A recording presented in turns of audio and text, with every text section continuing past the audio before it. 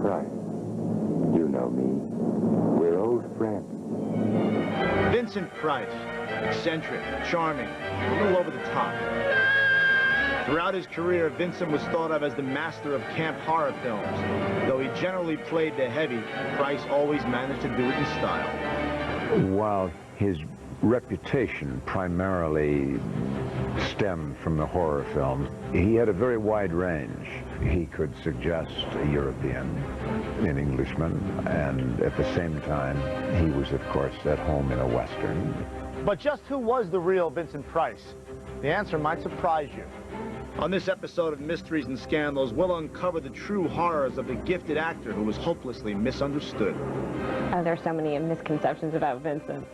I think people, he's so stereotyped that people probably thought that, you know, he lived in this big, dark, gothic mansion. He also had many little demons that bothered him. It's his constant fear, lifelong, that he would be broke. We'll also examine the witch hunt that almost ended Price's Hollywood career. It was the whole McCarthy era. I never really understood how he went from doing these wonderful roles to suddenly working where we were working. And we'll see how Price was lured into one of television's most notorious controversies. He got embroiled in the whole scandal, as did all the quiz shows. It was a very bitter thing for him, I think, and he was extremely angry about it.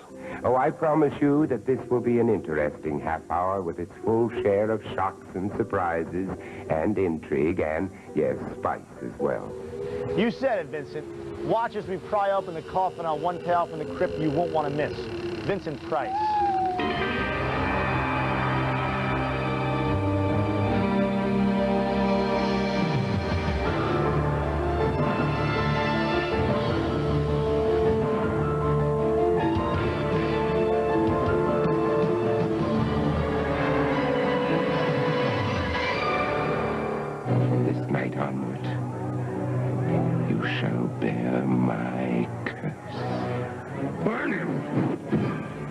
As Hollywood careers go, Vincent Price was one of the lucky ones. From the 1930s through the 80s, Price did it all. He worked on stage, in film, television, and in print. The guy even peddled his own collection of artwork at Sears. But for all his varied accomplishments, Vincent Price is best remembered as the master of Gothic terror films. Comedian Joan Rivers was one of Price's close friends. The public misconception about Vincent Price is he's a horror actor. He's an actor who did horror film. Ah. Oh, my God! Truth is, only 1/3 of Vincent's more than 100 films were horror picks. Still, fans had a tough time separating the real-life Price from his sometimes sinister big-screen persona. Television personality Melissa Rivers. The man that was on screen, you know, followed the House of Usher and all these creepy movies had nothing to do with the person. Let me see your face. Actor Christopher Lee. We've all got secrets. We've all got things we've done which we shouldn't have done. And we've all got stories in our lives which we don't want revealed, if you like. I'm sure Vincent's no exception. Surely after all these years, I'm entitled to a few small amusements. James Parrish is the co-author of Vincent Price, Unmasked. Vincent was born on May 11th, 1911 in St. Louis. He was the fourth child of Vincent and Margarita Price. They were extremely well-to-do. They were part of the pillars of the society in St. Louis. As a kid, Vincent had a hard time fitting in. His son, Vincent Barrett Price. Is the last child and is an almost freakishly tall child. I think that sort of separated him out from his surroundings and his peers, really. So he was always kind of the guy outside. But the 18-year-old outsider found his clique when he entered Yale University in the fall of 1929. Price's daughter, Victoria. He kind of becomes involved in the drama department there, and that's it. He kind of gets bitten, really for good. And he starts writing to people and he says, do you think I could be an actor? Do you think I could go to New York? And they're like, oh, not a chance. So he decides to go to art history school at the Courtauld in London. Though art remained Vince's great passion, he couldn't shake his dream of working in showbiz, and his dream came true. After a brief stint on the London stage, Price returned stateside. In 1935, Vincent co-starred with Helen Hayes in Victoria Regina, which proved to be a tremendous hit. Vincent was lauded as the great new discovery on Broadway. Actor Norman Lloyd co-starred with Vincent. It was very unique for a man to score that big a hit overnight, as Vincent did in that part. He became a kind of matinee idol. And the leading man soon found his leading lady. He met Edith Barrett, who was a Broadway star. And they fell in love and were married at St. Thomas's Church. The two tied the knot in April of 1938, but marriage took a back seat to Price's career when Hollywood came calling later that year. The 27-year-old actor made a string of films for Universal Pictures. But the fact of the matter is he's not leading man material in his acting style, and he knew it. He took 4 or 5 parts where he was second, third, fourth lead in sort of second leading man roles or character roles, and really realized that he had to change his persona. So in 1941, the actor headed back to the Great White Way with his wife and their 1-year-old son, Vincent Barrett, in tow. While playing a conniving murderer in the hit play Angel Street, Price found his theatrical calling. Audiences loved him as the villain, and he thought, that's it, this is my thing. And he would play these sort of sensitive, artistic souls who, for some, reason had been pushed into a life of evil. And he was a sensitive, artistic soul. And so he kind of channeled all of that into his villains, and that's why it worked. My mind is all right. It's not all right, Mrs. Stewart. Your mind is sick and it's getting worse. You're losing your mind, Mrs. Stewart. The revelation was a major turning point for Price. He returned to Hollywood to co-star in the film Laura. You're Laura Hunt, aren't you? Yes. I'm Shelby Carpenter. Want to dance? I'm not alone. Oh, you poor girl. I bet he still does the polka.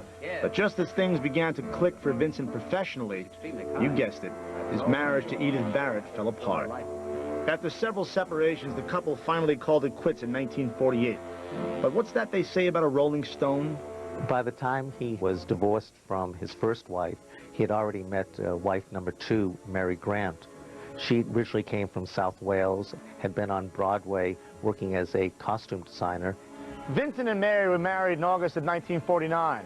Life was pretty good for the Prices, at least for a while. When we come back, Vincent Price gets burned in a Hollywood witch hunt and defends his honor in one of TV's biggest scandals.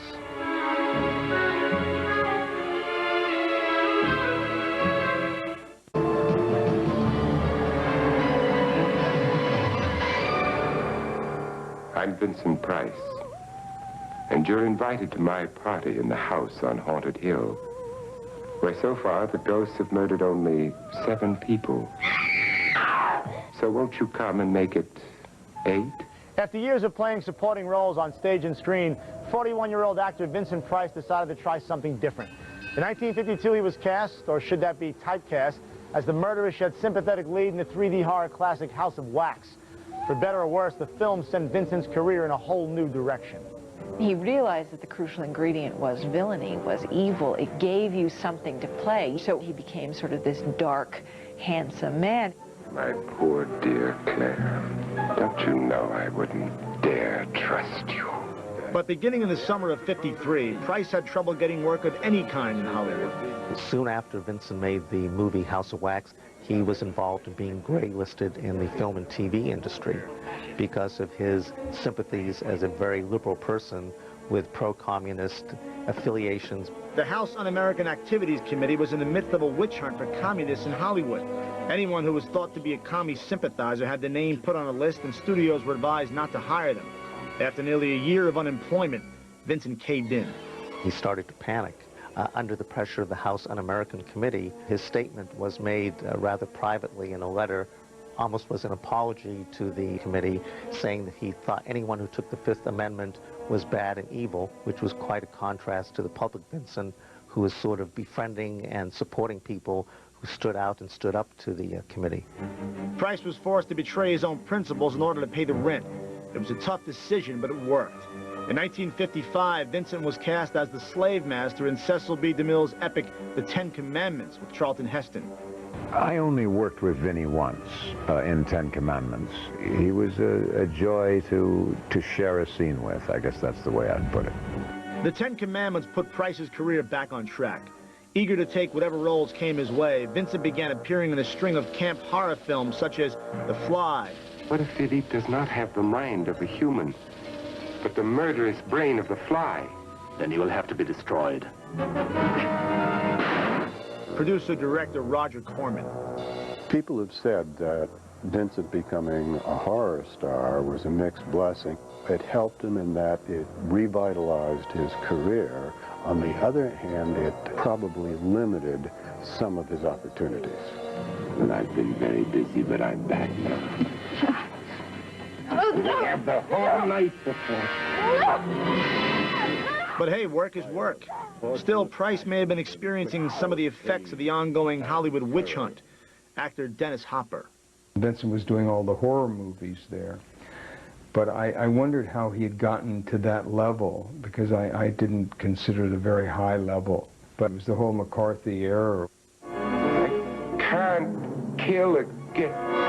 Between films, Vincent continued to pursue his love of art, traveling the world to lecture and search for interesting and exotic pieces for his collection.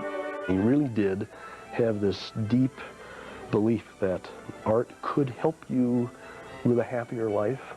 Vincent got to put his expert knowledge to use when he was asked to appear on the hit quiz show, The $64,000 Challenge in 1956. I think the whole country watched it. He gave America a new appetite for art. What great artist designed the incomparable bell tower in Florence in 1334? Giotto. Giotto is right, for $1,000. This $64,000 challenge was really the big show, and he did very well. And then they asked Vincent to come back again. Then, after they finally ended the show, 2 years later, all of this came back to haunt Vincent. A disgruntled contestant went and blew the whistle to a congressional committee and told them about all the quiz shows that were faking things and giving answers to the different contestants. And so an investigation came underway, and one of the shows and people involved was Vincent Price.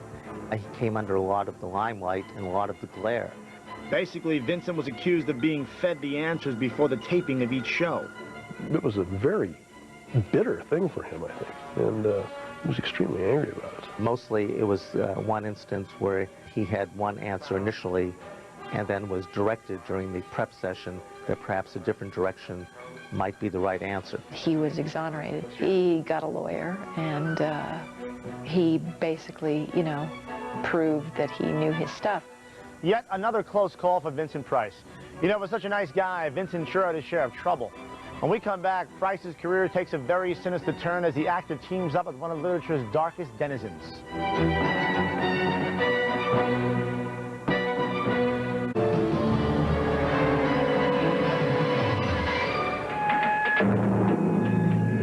Do you know where you are, Bartholomew?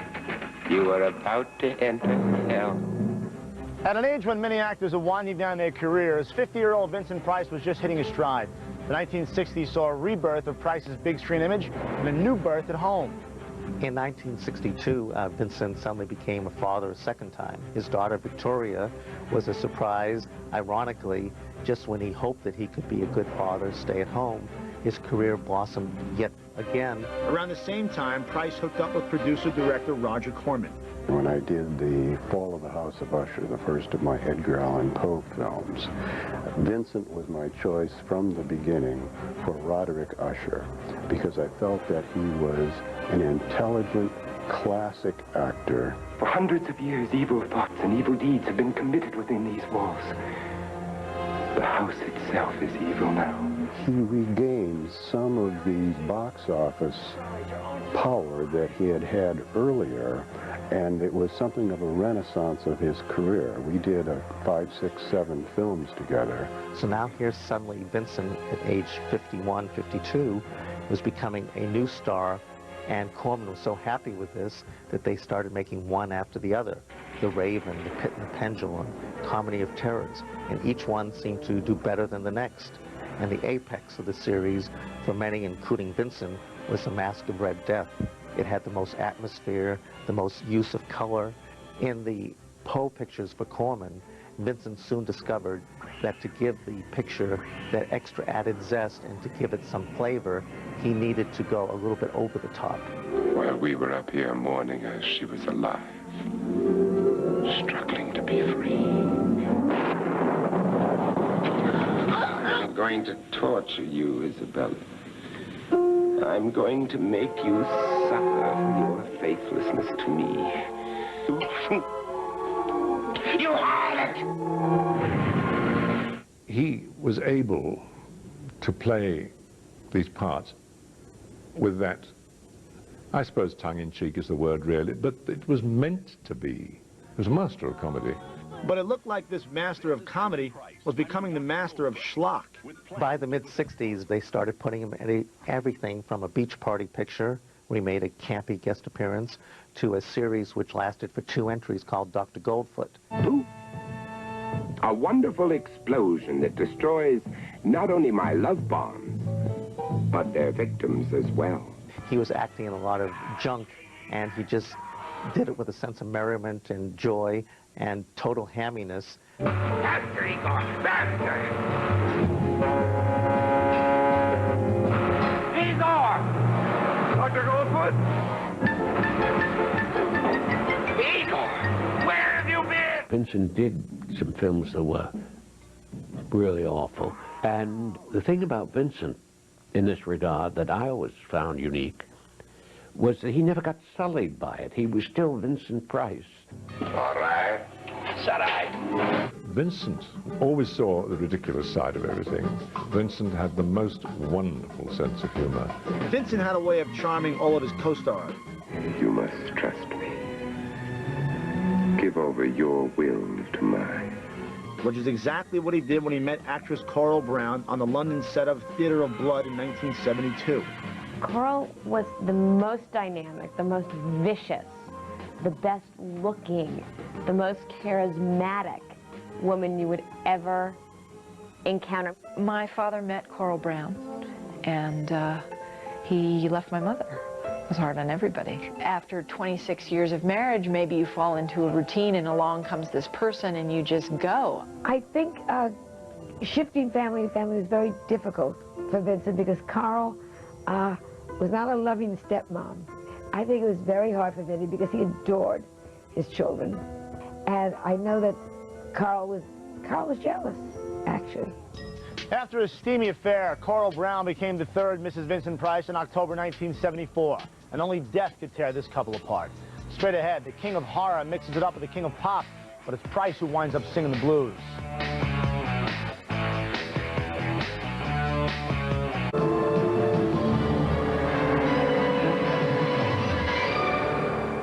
Dr. Vibes, who samples the finer things of life in his own inimitable way. In the 1970s, film actor Vincent Price took his talent for terror to the small screen and became an icon to a whole new generation. He turned up on Batman, playing the egghead. He'd be on Fantasy Island, the Brady Bunch. You turned around, you'd see Vincent on a quiz show, a talk show, a cooking show.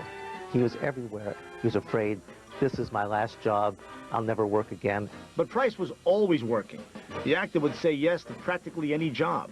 Tonight, I would like you to meet my next victim. Vinny would go out and just work. Carl was the one that would say, wait a second. Make them pay you. When Quincy Jones and Michael Jackson asked him to do Thriller, they thought, oh great, he never thought it would turn into the big deal that it turned into. Thomas Silliman is the director of an art gallery Vincent founded in East L.A. And he says, Tom, I just got back from recording a record album of Michael Jackson. It's really cool. He put it on, you know, and he was dancing around like that. I started dancing around with it. Here, I was dancing with Vincent Price or Michael Jackson, you know. But Price wasn't exactly thrilled when Jackson's record hit the top of the charts in 1982. It turns into the biggest selling album of all time, and he never saw a penny from it. Finances were the least of Price's problems when in the fall of 1989, the 78-year-old actor was diagnosed with Parkinson's disease. His wife, Coral, was also ill with cancer. He hated it. He hated the idea of being ill and incapacitated. Price made his last movie the following year with director Tim Burton. Hollywood is not very nice to anybody. Vinny wasn't working the way he used to work. He was getting older. Tim Burton was doing Edward Scissorhands, and he wanted Vinny. They had planned one day shooting, and it took something like 2.5. And the executives came down, and there was a scene on the set with Burton defending Vinnie, but Vinnie knew it, and it crushed him. The film turned out to be Vincent's swan song, and in May of 1991, his wife Coral died of breast cancer. Her death was devastating to Vincent. I think after her death, the aging process sped up. Price hung on for 2 more years and died on October 25, 1993, from lung cancer and complications from Parkinson's disease. The actor was 82. At his request, Price was cremated and his ashes scattered in the Pacific Ocean.